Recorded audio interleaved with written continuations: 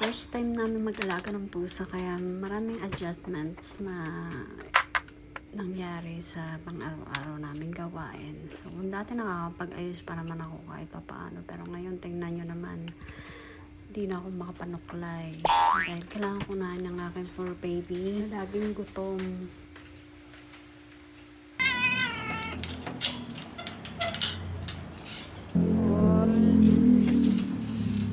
Nakakatuwa kasi matakaw siya, matibay ang immune system niya.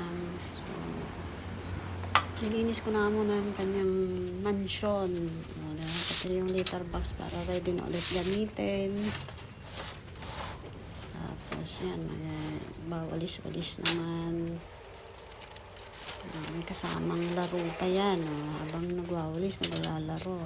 Pinalitan ko na nga ang duyan niya para bagong laba naman. Nakalimutan ko yung tubig kaya pinalitan ko na rin yung tubig.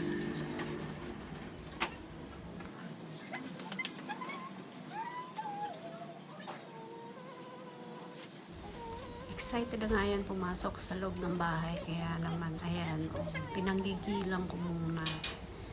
Hinilo-hilo ko muna yan dahil pagka kasi nasa loob ng bahay hindi mo na siya mahagilap. Takbo rito, takbo roon ang ginagawa. Sarap himasin talaga. Sarap alaga ng pusa. Kailangan lang tanggapin na siyang boss at ikaw ay alipin. Ganun talaga.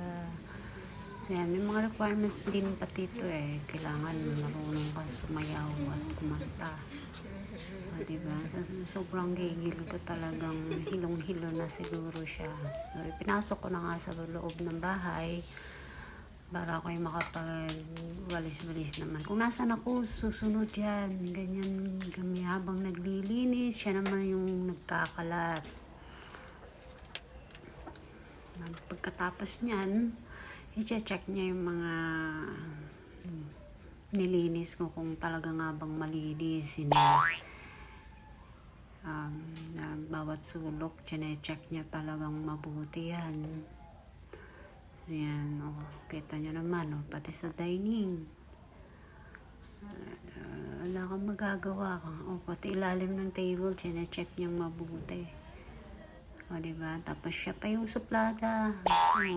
Mga ngagat pa.